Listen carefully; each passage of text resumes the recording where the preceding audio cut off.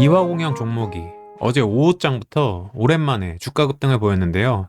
어제 오후 2시경 정부가 14년 만에 다목적댐을 추진한다는 뉴스가 전해지면서 이화공영을 포함해 특수건설, 우원개발 등 과거에 4대강 관련주로 편입됐던 종목들이나 해저터널 관련주로 물 관련 공사를 하는 기업들이 이런 식으로 주가 상승 움직임을 보였습니다. 저 역시 MB정부 때 4대강 테마가 바로 떠오르면서 시장에 새로운 강세 테마가 생길 수 있겠구나라고 생각했고, 새로운 테마가 시장에 형성됐기 때문에 관련 종목들도 충분히 강세를 보일 수 있다고 판단했습니다. 보시는 것처럼 이화공영이 대장주로 치고 나가준 모습이고요. 이때가 이화공영이 20% 정도 상승이 나왔을 때네요. 2등주, 3등주였던 우원개발과 특수건설은 7% 정도 상승이었고요. 그리고 어떻게 됐을까요? 10분에서 15분 정도 흐르고 이화공영은 상한가에 들어갔고 우원개발과 특수건설은 10% 후반대의 상승률을 보여줬습니다. 이렇게 계속 해당 테마에 대해 팔로우해드렸고요. 점점 테마가 강해지면서 중소형 관련주들을 포함해 해저터널 관련주, 시멘트 관련주 등 SOC 관련주들이 전체적으로 올라오는 모습을 보였습니다. 그렇게 새로운 강세 테마가 생겨났고요. 어제도 이렇게 텔레그램 정보방을 통해 말씀드렸지만 새로운 테마가 형성됐기 때문에 종목들이 강세를 보이는 것이고, 남은 시간은 이쪽 테마 안에서만 매매를 하시라고도 말씀드렸습니다. 이 부분이 중요한데요. 저는 왜 남은 시간은 해당 테마 내에서만 매매를 하시라고 했을까요?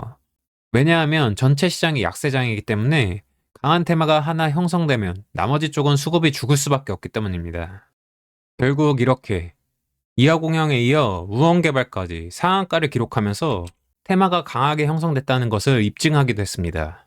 그리고 대장주 이하공영에 이어 2등주 우원개발까지 계속 체크해드린 이유는 2등주인 우원개발까지 상한가에 들어간다면 테마가 더욱 강하다고 판단할 수 있는 부분이며 실제로 테마가 강하다고 보여주는 지표가 될 수 있기 때문이었습니다. 이렇게 이화공영이 대장을 강하게 잡고 있고 오후장에 테마가 형성됐기 때문에 해당 테마가 내일도 추가 상승이 나올 가능성에 대해 체크해드렸고, 상한가 가는 종목을 잡은 게 아니라면 내일도 기회를 줄 수 있으니 상한가 가는 종목을 제외하곤 오버나잇을 하지 말라고도 주의를 드렸습니다.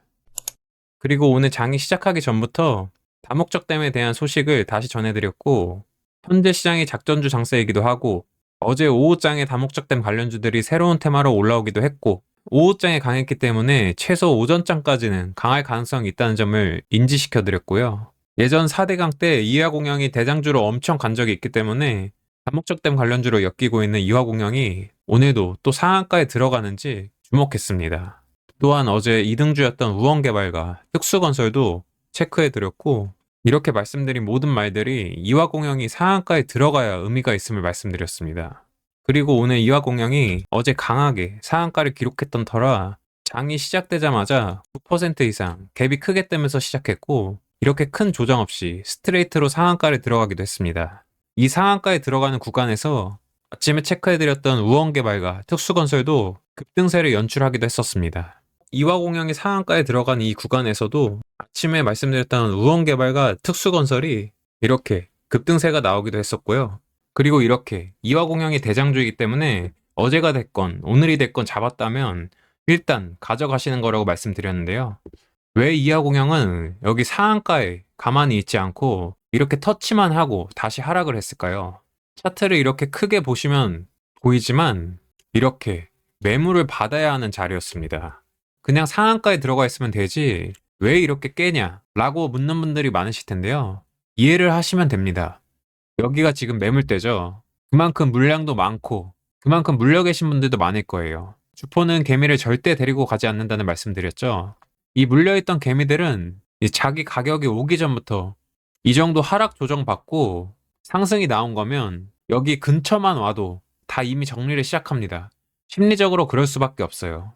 그런 부분을 이용해서 이렇게 상한가를 들어가면서 기대하게 만들고 다시 이렇게 하락을 주면 기대했던 개미들이 이제 실망감이 커지면서 다시 물량이 나오게 하는 겁니다. 이러한 심리를 이용하는 움직임이라고 보시면 되고요. 그만큼 주포들을 만만하게 보시면 안 됩니다. 그리고 이렇게 텔레그램 정보방에서 말씀드린 것처럼 이화공영의 유동 주식수가 1100만 주 정도가 되는데요. 이 상한가를 들어갔던 아침에 한 500만 주 정도가 터졌었습니다. 이런 매물대를 앞두고 500만 주로는 거래가 부족하다고 판단할 수 있는 부분이고요. 그래서 이렇게 물량을 받아내야 되는 구간이라 다시 하락을 만든 거라고 이해하시면 되겠습니다. 이화공영은 아침부터 이렇게 계속 팔로워를 드렸는데요. 이렇게 편의상 60분봉을 기준으로 어떻게 움직임이 나오는지 보라고도 말씀드렸었습니다. 그리고 아래로 계속 내려가 보면 솔직히 제가 대놓고 보고 있음을 어필해드렸고 11시 10분 이때가 800만 주 정도 채웠을 때입니다. 그리고 이렇게 5호장으로 넘어가면서 중동 이슈가 다시 한번 국내 증시를 흔들었고 해지주라고 할 수 있는 원유주를 포함하여 금 관련주, 전쟁 관련주, 해운, 물류 관련주들이 강세를 보이기 시작했었습니다. 이런 시장 상황으로 이화공영 주포들도 이렇게 한 번 더 하락 구간을 만들면서 개미들을 털어냈던 것 같고요. 오늘 시가가 한 9% 정도로 시작했는데 이때가 한 15%에서 18% 상승을 유지할 때였고 이렇게 하락이 나왔을 때가 10% 상승분을 유지했던 것으로 기억합니다. 이런 상황 속에서도 어제나 오늘 아침에 잡으신 분들은 털리지 말라고, 그리고 신규 진입을 노리고 계신 분들에겐 기회라고, 전주가 될 가능성이 노공하고 테마 대정주이기 때문에 계속 관심을 가지라고 말씀드렸습니다. 보이시나요? 끝없는 이하공영에 대한 외침? 2시 57분에 종가 어떻게 되는지 꼭 보시라고 한 번 더 강조를 해드렸었고요. 그러고 나서 오후 3시경부터 이제 분봉에서 이렇게 이평선을 뚫고 나오려는 움직임이 나오기 시작했고 3시가 넘어가면서 이렇게 이평선을 뚫고 나오면서 결국 이렇게 VI에 들어가는 모습을 보여줬습니다. 이때는 제가 좀 흥분을 했던 것 같은데요. 장이 좋지 않았던 부분도 있고 이화공영의 작전주 가능성에 대해 저만의 확신이 있었기 때문에 예상 시나리오대로 움직임이 나와서 더욱 기분이 좋았던 것 같습니다. 여기서 이제 오전 고점을 넘어섰다면 이렇게 하루 종일 흔든 부분이 다 매집으로 확신이 될 수 있을 텐데 아쉽게도 여기서 오전 고점을 돌파하진 못했고 종가 24%로 마감이 됐습니다. 오늘 총 거래량이 1300만 주 정도가 나왔는데요. 이화공영의 유동주식수가 1100만 주 정도인 것을 감안했을 때 100% 넘는 회전율을 보였음을 확인할 수 있습니다. 그만큼 물량을 잘 받아냈다고 생각할 수 있고요. 물량을 잘 받아냈기 때문에 이 매물대 자리에서 24%로 마감될 수가 있는 겁니다. 이화공영은 이제 내일이 결전의 날이 될 것 같은데요. 시간의 장에서 어떻게 진행될지도 중요하겠습니다. 지금 현재 상황으로만 볼 때는 시간의 장에서 하락이 나오고 있는데요.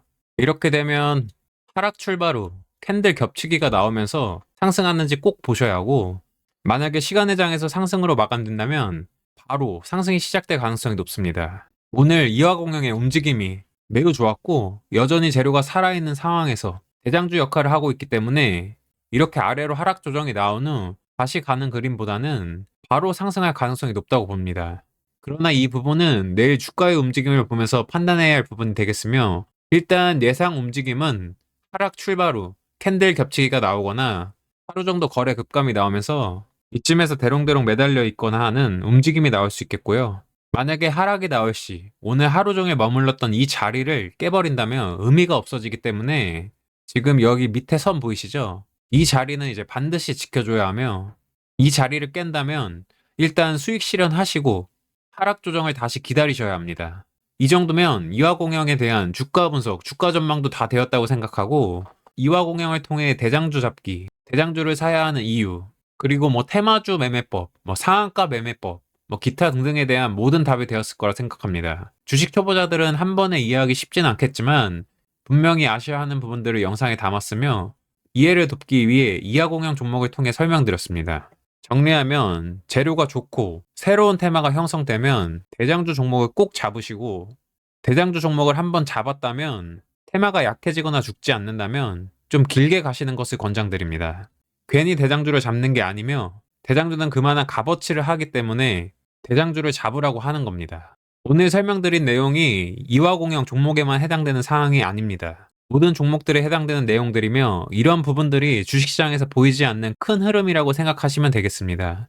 준비한 내용은 여기까지며 영상 내용이 도움되셨다면 나가시기 전에 구독과 좋아요, 알림 설정까지 부탁드리고 오늘 소개해드린 것처럼 텔레그램 정보방을 통해 실시간으로 주식 정보를 공유해드리고 있으니 많이들 들어와 주시고요. 그럼 저는 다음 영상에서 더 좋은 내용으로 찾아뵙도록 하겠습니다. 지금까지 주식 전문가 주마카세였습니다. 감사합니다.